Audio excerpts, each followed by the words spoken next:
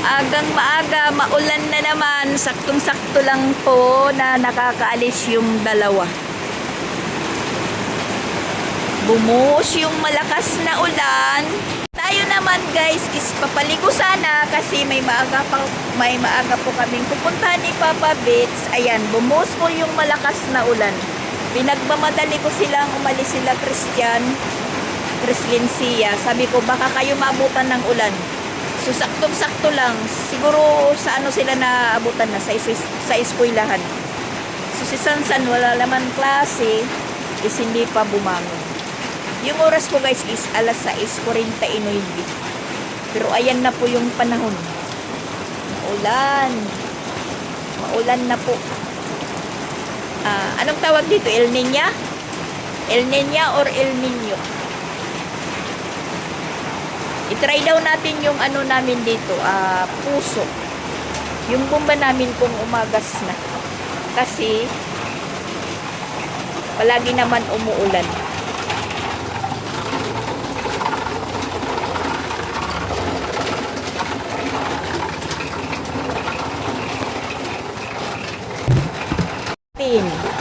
Ayan, umaagas na guys. Kasi ilang araw po na umuulan na ng malakas. At palaging tumutubig dito sa harapan. Tsaka ayan, maaanuhan naman po yung ano namin, deep well.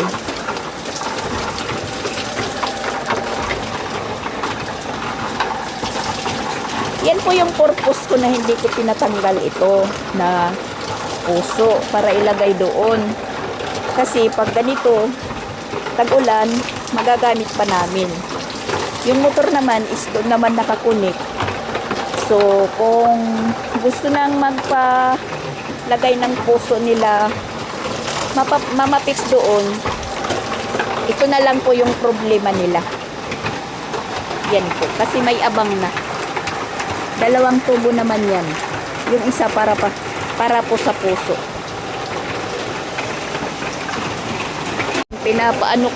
Pinapatuyo. Nabasa ulit. Tingnan nyo, umaapaw na po kasi nagpaagas po ako.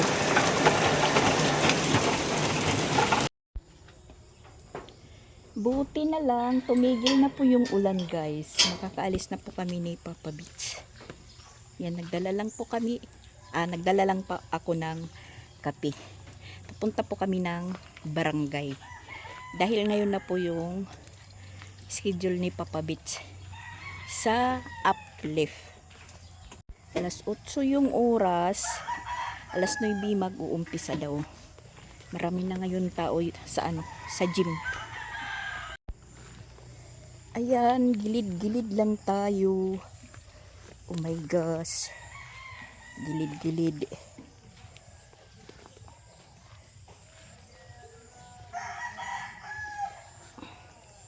Ang hirap talaga pag umuulan.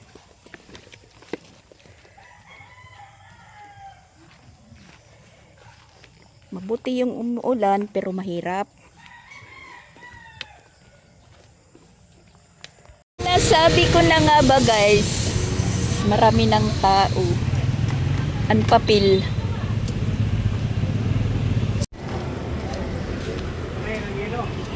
Marami na ngang tao guys.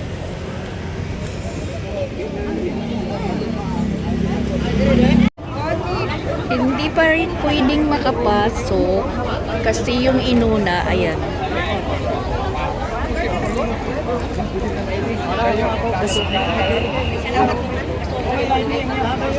Ito po yung inuna na barangay.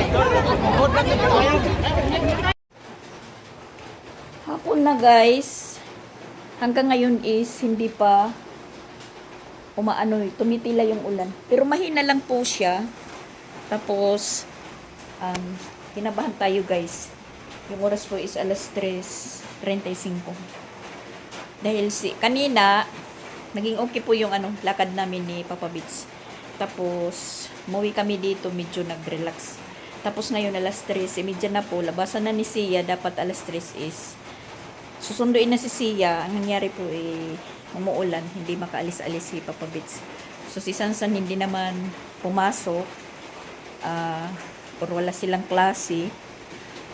So, si Sansan na lang po yung pinakuha natin kila Sia at Chrislyn kasi si Christian naka-duty. Tapos yun guys, kinabahan po ako. Buti na lang si Papa Bits bumalik. Lalabas na sana siya ng gate. Bitbit na po niya yung helmet. Sabi niya, parang masama daw yung pakiramdam niya. Parang yung ulo daw niya is umiikot na para po siyang matutumba. Tapos sabi niya sa akin, napapansin mo ba kung yung pag salita is parang na sa waray is moral. Sabi ko naman hindi. Kasi yung daw niya, pakiramdam is parang umiikot yung paligid. Tapos, ayun, sabi ko sa kanya, sige, upo ka.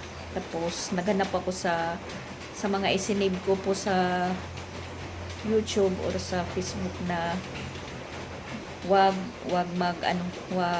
mataranta pag ganong sintomas na meron pong nararamdaman. Kung halimbawa ganyan po yung nararamdaman, wag dali-daling umalis or magpunta sa ospital. I-try po yung kamay ibabad sa malamig na tubig. Yun po yung ginawa namin. 3 buti po ng nagproprosin na po na inumin. Ayan, nandito na po yung 2. Mabuti na lang.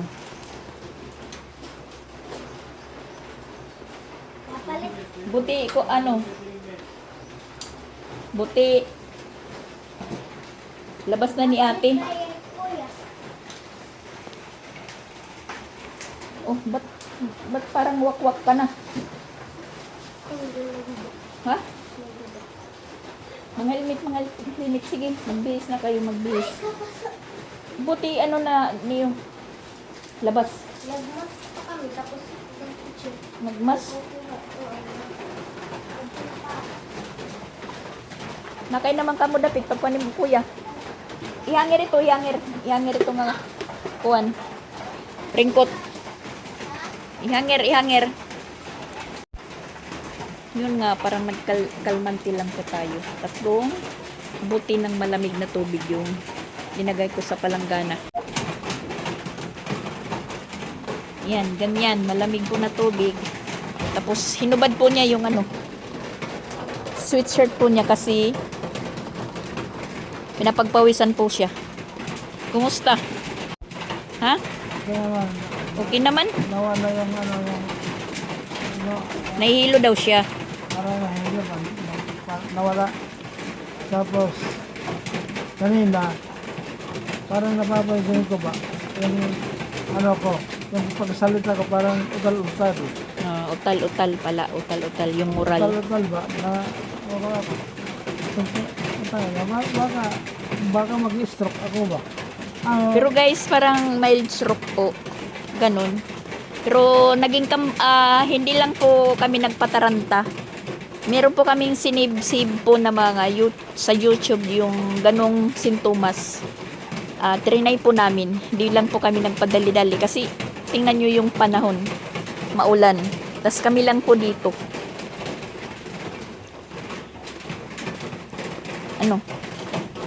Okay na? Tapos meron po siyang panghaplas na ipikasin. Ayan. Hinubad po niya yung sweatshirt niya kasi naiinitan na po siya. Sabi ko maghilamos ka ng malamig, yung buhok mo haplusin ng malamig. Ganyan. Dahil kahapon pa daw niya napapansin na parang nahihilo siya. Kanina umalis kami, parang okay naman. Baka nahilo po si Papa Bits doon sa mahabang sa 2,000 nayo da. Po siya ng uplift. Yun po guys, hindi pa ako nagpalata kay Papa Bits na parang natataranta, pero pinagpawisan din po ako na malamig po yung panahon.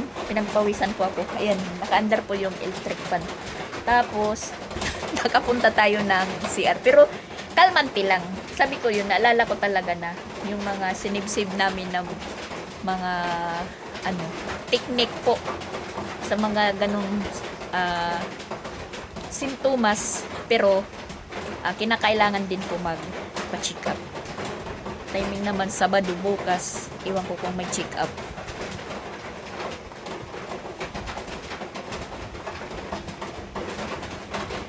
Pero pag emergency na po, hindi ibig sabihin na walang check up. So didiretso sa sa emergency, tapos kung magsasabihin lang ng papa-check up, dadang ka pa rin sa mahabang pilahan. Ganun. Alas 4 pa lang, parang gabi na kasi nga yan. Lumakas pa yung ulan, guys. Mabuti na lang na pagsundo ni Sansan sa mga bata is labas na din ni Chrislyn. Pag nagkataon, yun. Maano si Chrislyn doon sa eskwelahan.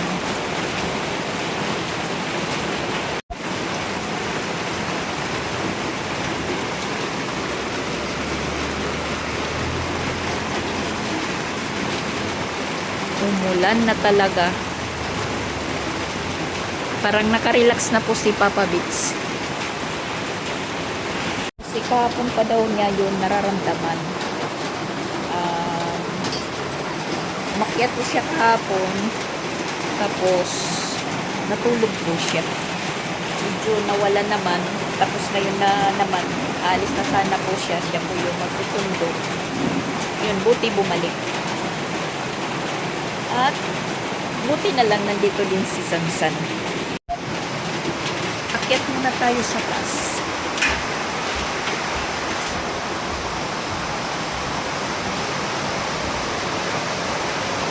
Dito pala si Chrislyn. Chrislyn, ba't hindi ka pa nagbihis?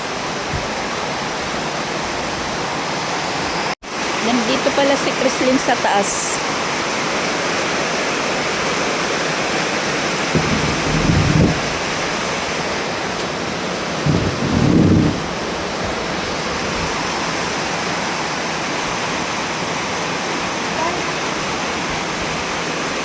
Kapit di kapit. Kapit ba do kay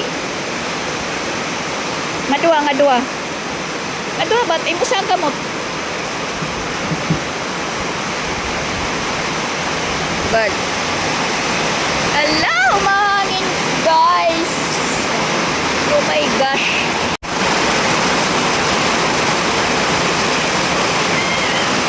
Papalakas ko yung ulan. Iatras natin yung misa at saka upuan.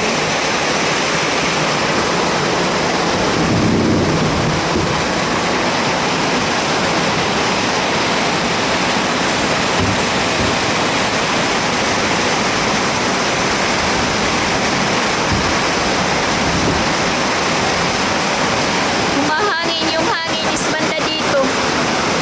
So, yan dito. Dito yung nababasa. Yung hangin. Dito banda yung hangin, guys.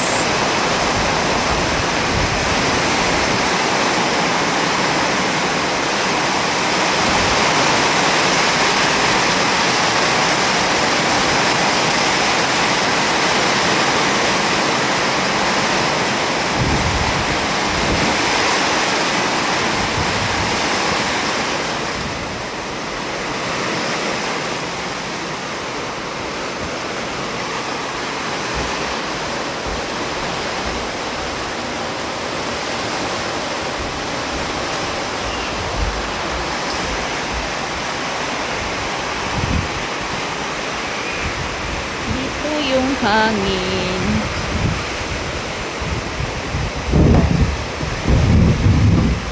Patalikod natin yung upuan.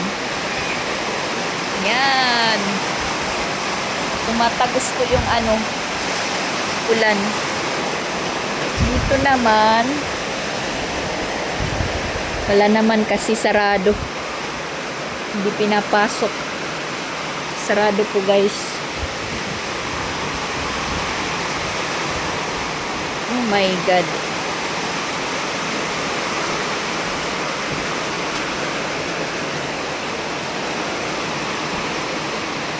Dito wala naman.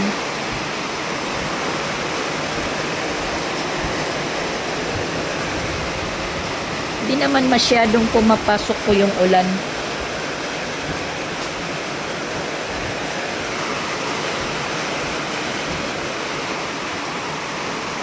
Hangin.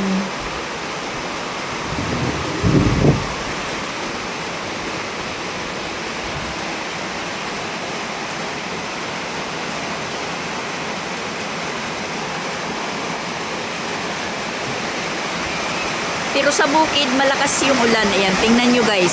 Sa bukid po yan.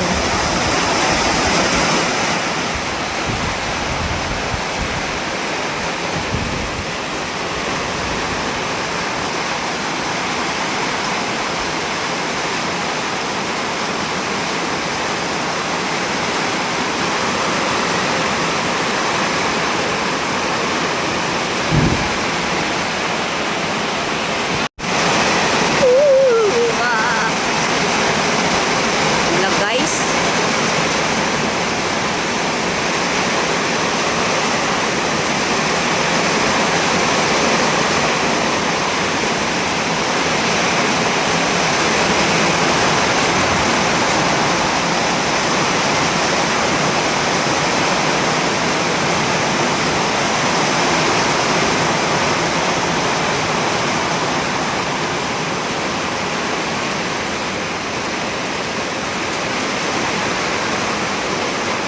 Walang basa dyan kasi yung hangin nasa dito sa likod dito. Walang basa dito sa harapan. Yung meron naman is dito. Pero kunti lang. Ayan po. Tumatagos sa kurtina.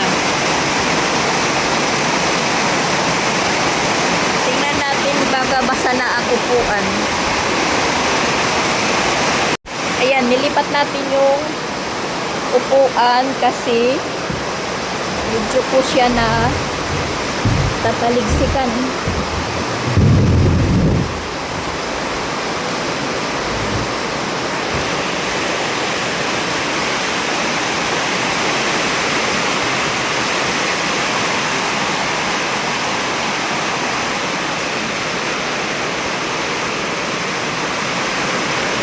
Andar pala yung electric pan ni Papa Bits dito.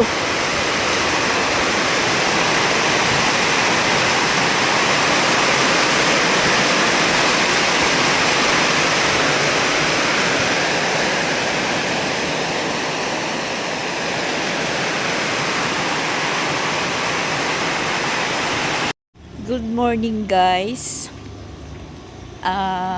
Dugtungan ko lang po yung na-upload kong vlog sa isang araw. Kasi ganito po yun. Yun nga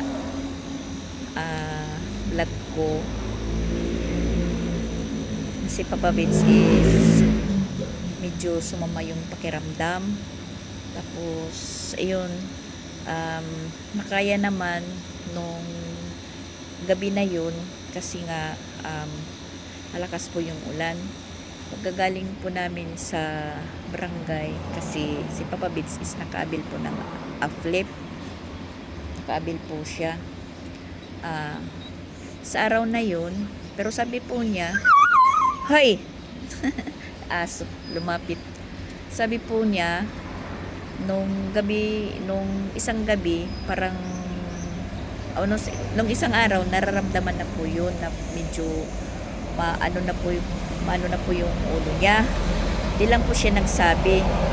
Tapos pagkagabi naginom sila ni Christian. So ako pag nagiinom sila hindi naman na po ako sumasali, nandyan lang ako sa stock room. So parang okay lang. So sa araw na yun nga schedule na nila sa sa uplift. Yun, dapat sana siya lang magpupunta doon, pero Mabuti na lang na sumama po ako kasi pag siya lang, hindi po siya hindi siya makakaasikaso ng siya lang kasi marami pa mga proseso. So ayun na nga, pagkatapos nun, pag uwi namin, umulan naman yung umaga, tas tumila. Pag alis namin hanggang sa makapunta po kami ng gym, na habang matapos na po, pagka uwi namin, so nagpahinga po kaming dalawa. Sa oras na ng hapon, sunduan na ng mga bata, yun na po na talaga na nag-umpisa na, parang masama na talaga yung pakiramdam niya. Tapos napapansin na po niya yung pagsalita niya is parang nag-uutal-utal. So ayun, bumalik po siya, tapos parang namamanhid na daw yung kanang kamay niya. Bumalik po siya, sabi niya si Sansan na lang yung magsundo. So si Sansan na nga sumundo sa kanila. So habang paggabi, ayun, naupo siya, sabi niya na, ayun na nga, inano ko po siya. Sabi pa, orasyon. So na okay naman, nadala sa mga orasyon ko, medyo nakatulog po siya. Nakatulog talaga. Sabi ko sa kanya, kasi nandun naman siya sa taas natutulog, sabi ko dito ka na lang sa baba matulog muna. Nag-folding bed po siya. Tapos mga banda alas 6 na, bumangon muna ako mga alas 5. Tiningnan ko siya tulog. Tapos bumalik po ako paghiga. Tapos mga banda alas 6 na, tinatawag niya na po ako. Sabi niya, Dak, sabi niya, Dak, talaga masama talaga ko no yung pakiramdam ko. Tapos pagtingin ko kay Papa Bits, pagtingin ko sa mukha ni Papa Bits, parang ano na po, ganon. Tapos hindi ko na masyadong maano po yung pagsalita niya, hindi ko na masyadong maintindihan.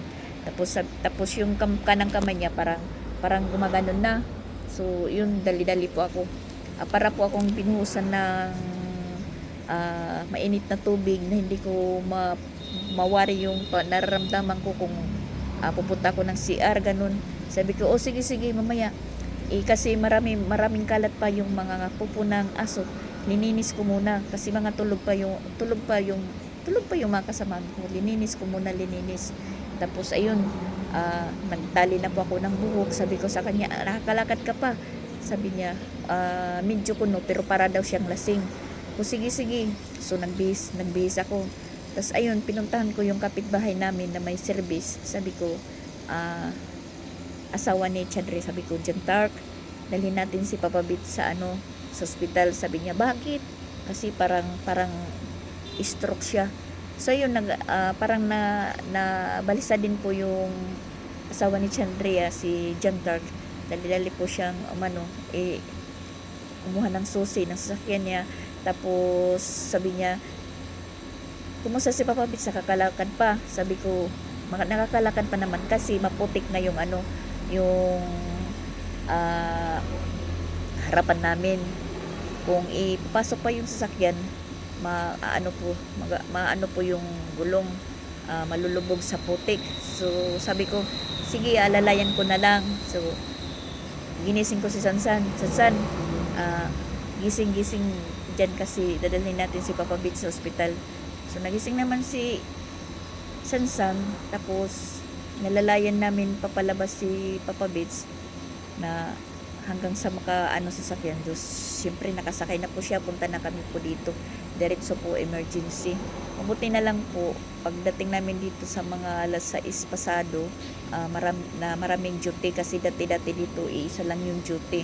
So naasikaso agad si Papa Bits, interview, ganon. Tapos tinurukan po siya ng siguro basta tinurukan po siya ng para fin reliever ba yun, or para sa kanyang nararamdaman. Basta medyo may kamahalan din. Yung nabil po ni Papa Bit sa uplift na 2K, naubos agad pagdating namin dito. So ayun, parang nagugulan na po ako. Sabi ko, pag wala tayong pera na nakapunta dito sa hospital, talagang iwan ko lang. Kasi hindi naman natin inasahan ang mangyayari ng ganun kay Papa Bits, kasi biglaan lang. Tapos ayun, kailangan ipa-CT scan. So, nag-isip muna ako paano to. Wala akong pinagsabihan. Nagpunta po kami ng ospital. Wala po akong pinagsabihan. Tapos, wala akong pinagsabihan kahit sino. Nag-isip ako na nag-isip. Anong gagawin ko? Kasi parang nahihiya po ako na basta iwan. Naguguluhan po ako kahapon hanggang sa meron na lang pong tumatawag sa akin na paano, kasi nag-MyD po ako, pero yung MyD ko lang na ganun lang na dinagyan na po si Papa Bits ito sa kamay para i-injikan ng medisina. Tapos nakailang balik po ako sa laboratory. Sabi ko, kung wala po yung uplift na nabil po ni Papa Bit, saktong-sakto lang yung toki pagpasok namin kahapon. Tapos buong araw po wala akong kain, basta ewan ko lang, para po akong lutang kahapon. Tapos ayun, sabi ipasitiskan si Papa Bits, ipasitiskan. Wala po akong pinagsabihan. Tapos nang bigla na lang po may tumawag, sabi, "Oh, kumusta? Anong nangyari kay Papa?" Nawag na sila. Pinaalam mo na, wala po akong pinagsabihan. Sabi ko, saan kayo naka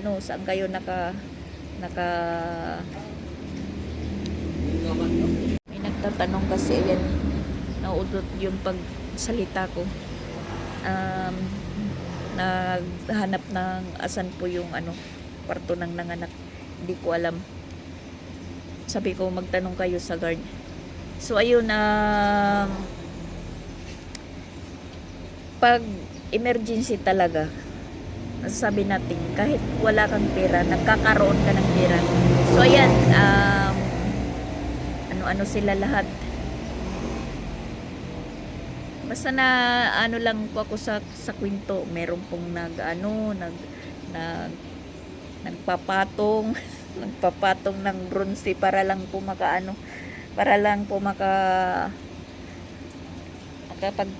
makapagbigay. So parang nare-resolbahan na lang po pag ganitong sitwasyon. So ayun na nga, kakahapon nasitiskan si Papa Bits. Ang layo po napuntahan po namin, sa Bugo pa, sa Dakit Bugo ba yun yung napuntahan. Parang nahilo din po ako sa pagsakay ng ambulance, plus walang kain, kahit pagkapi wala. Medyo may kamahalan po yung yung CT scan, pero kinakailangan kasi. Tapos sabi pa nga dito, kinakailangan pong ma-CT scan si Papa Bits kasi baka nagkaroon po ng blood clot, ganun. Pero hindi naman po siya natumba, si Papa Bits. So lang talaga, parang naramdaman niya talaga na namamanhid daw yung kanang katawan niya. Tapos yung ulo niya parang pakiramdam daw niya parang matutumba siya. Tapos maglakad siya parang lasing. Tapos natingnan ko talaga na yung po niya, yung mukha ni Papa Bits, gumagano'n na po. Tapos yung pagsalita niya. So ayun, dali-dali po kami nagpunta dito. So far naman, lahat po ng resulta ni Papa Bits is okay naman. Pati yung CT scan okay naman, kasi hinihintay lang talaga kahapon yung CT scan ni Papa Bits kung ano yung resulta. Kasi kung medyo merong problema, i-referral po si Papa Bits sa ibang ospital kasi dito may kakulangan. Tapos sabi nila, pinapagpili po ako kung sa Bugo, sa Danau. Nagtanong po ako kung malayo bang Danau, Dakit, Bugudakit. Nagtanong pa ko dito, sabi nila malayo. So natry ko nga na malayo kasi doon po dinala si Papa Beach para i-CT scan. So ayun, sasabi ko nga okay lahat, laboratory okay yung lahat yung resulta. Ngayon na-admit po siya dito sa hospital. Dito na siya inadmit para po ma-monitor po yung pagka mild stroke po niya. Kasi parang nahihirapan po si Papa Beach na lumulon po ng tubig. Parang pag umiinom po siya, inuubo. Kasi sabi niya parang hindi niya nahihigop. Yun lang po yung problema niya to. Tas ngayon, mula kagabi mga alas 8, fasting po siya, hindi po pinakain, wala siyang, hindi pwede tubig. Kung hindi po siya ngayong araw or ngayong umaga makuhaan ng dugo. Parang naawa na din po ako kay Papa Beach kasi gusto na niyang uminom, tapos gusto niyang kumain. Sabi ko hindi ka pa pwede, pero naka-dextrose po siya guys. Tapos ayun, ako naman sarili ko ngayon medyo hindi tayo nakakatulog ng maayos kasi nasa ospital tayo, walang mahigaan. Pero si Christine is nandito dahil kagabi umuwi muna ako. Siya muna yung pumalit dito na magbantay kay Papa Beach at saka si Christian kasi umuwi po ako, kumuha ng mga gamit ni Papa Beach, naligo, nagbihis. So yun, tapos pagbalik ko dito, hindi na umuwi si Christine. Sabi niya dito lang muna daw siya. Sabi ko sige kasi minsan si Papa Beach hindi nagpapaiwan.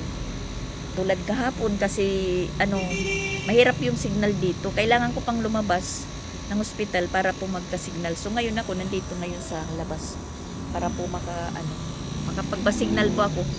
Dahil hindi po ako kahapon nakakausap nila ng maayos kasi nga walang signal sa loob.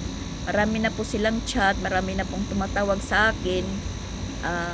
Hindi po kami nagkakaintindihan kasi mahina yung signal dito. Tapos walang signal. Nagkaroon lang pa ako ng signal nang doon na po kami sa Bugo. I-CT scan na si Papa Beach. Tapos nagkausap po kami ni Mama Walin. So yun po yung nangyayari sa amin ngayon ni Papa Beach.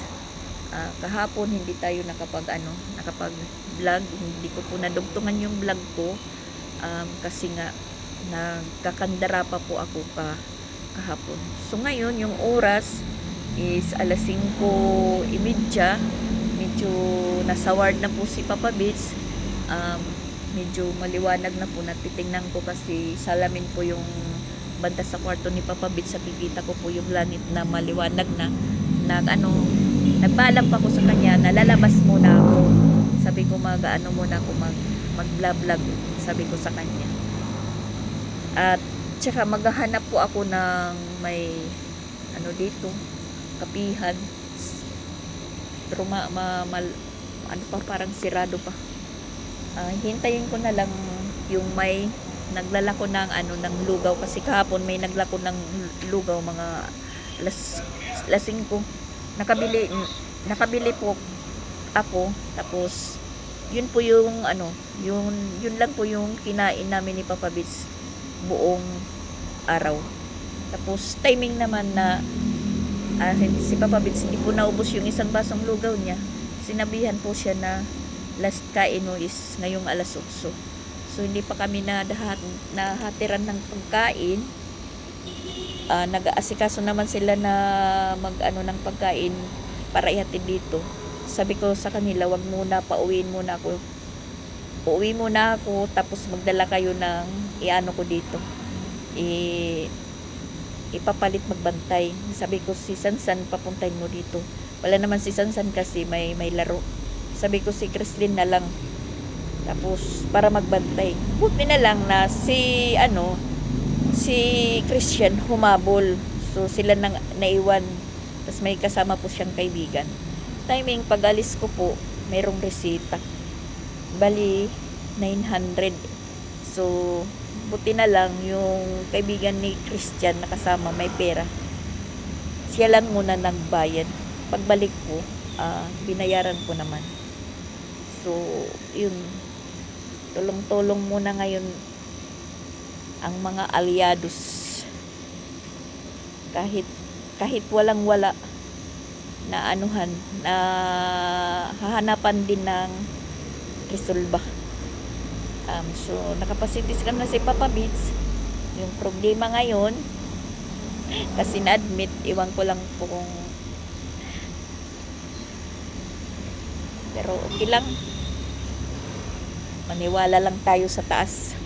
At saka, thank you po sa mga nangumusta kay Papa Beats, nangumusta sa amin. Kung okay lang naman po kami, na medyo hindi rin okay. Kasi pagkatapos nito, problema na naman. Sabi ko kay Papa Beats, huwag kang magpahina-hina. Lakasan mo yung loob mo. Mag-practice ka na talaga. Tapos, huwag ka nang pasaway. Kasi sabi ko sa kanya, pag maging pasaway ka talaga, hindi ka sumunod sa mga sa'yo. Mga pinagbabawal, mga ganun ba? Iiwanan kita. Sabi ko sa kanya, iiwanan kita. Magpupunta po ako ng Jinsan.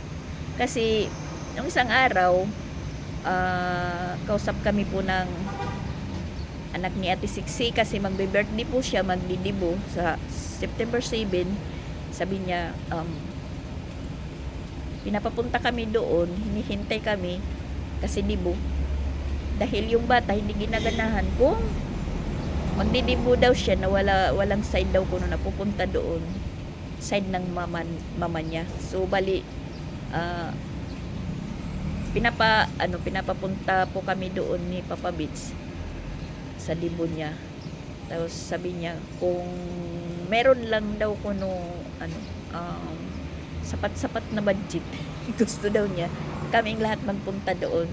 So si Ate Siksi naman is pinayagan po na umuwi ng amo niya sa dibo sa dibo ng anak niya.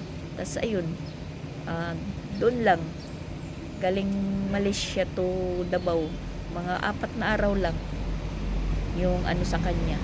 Tapos pagkatapos nun balik agad. So ganun din po yung mangyayari sa amin. Sabi ng apo ko, kahit daw kami ni Papa Beats lang magpunta doon. So ngayon di ko alam kung makaka-recover agad si Papa Beats hanggang sa magdibo siya. Pupunta kami. Pero sabi na Papa Beats, kung hindi daw niya kaya na magpunta, pinapayagan niya naman ako na magpunta doon. Ako lang mag-isa. Dahil hindi naman daw ako magtatagal, sabi niya. Kasi sabi niya, anong gagawin daw niya na yung nangyari sa kanya, nag-mild stroke siya, magpapaano daw ko na ako doon.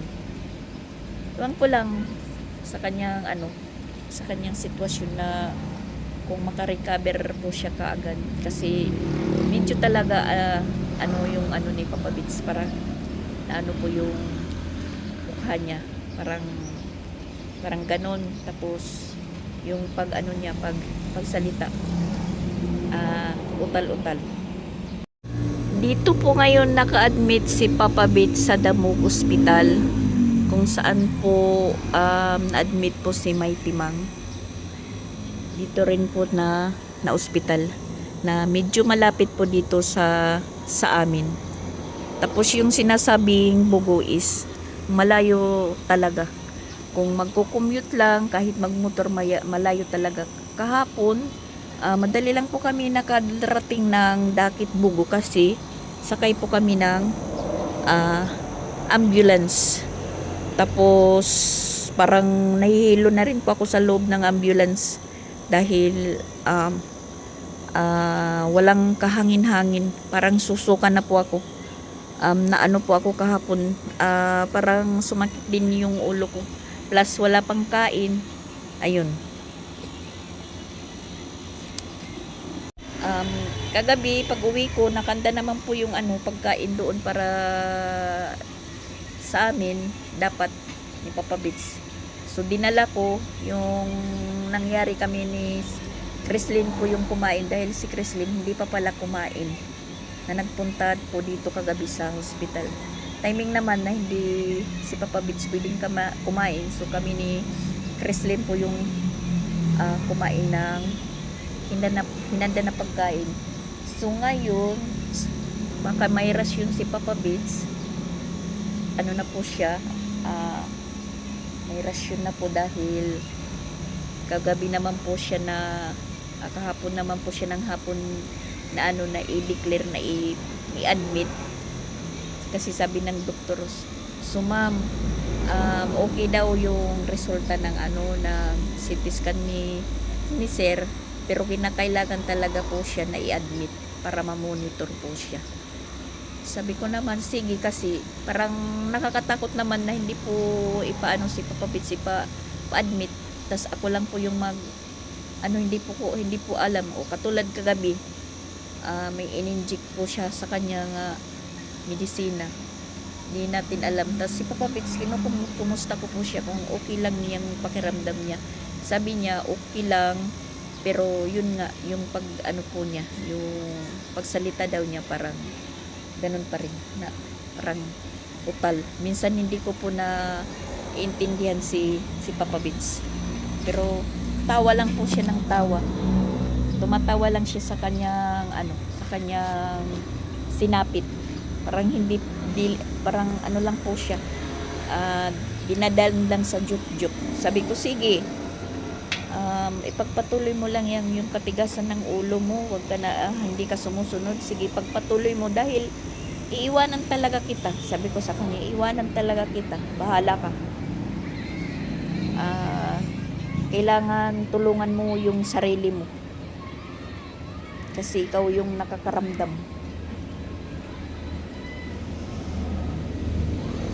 Bahala ka kung hindi ka susunod. So, ayan, naghanap po ako na ang mabibilhan. Ayan.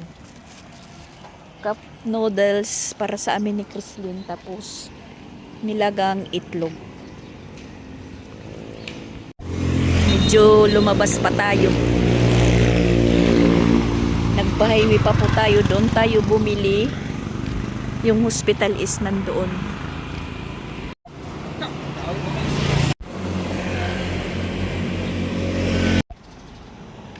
Pasok na tayo. Nandito po yung kwarto ni Papa Bits. Yan, tulog pa si si Chrislyn, tulog na tulog. Tingnan nyo yung Papa Bits nyo, nagsiselfon na.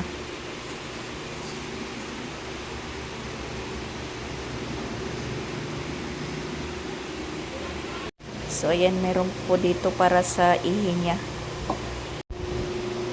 Ha? Ano? Sige. Ay, pag sinilpon lanay. Timpuan, excuse. So, ayan, bye-bye muna, guys. Shout out po sa lahat. Yan po yung namin ngayon ni Papa Bits sitwasyon. Nasa ospital po kami. Update na lang po ako sa susunod na araw. Mahirap talaga dito yung signal. Iwan ko ngayon kung makapag-upload po ako. Sana makapag-upload po ako. So, yan. Bye-bye po, guys. God bless us all. Pagaling ka, Papa Bits. Tumatawa lang daw.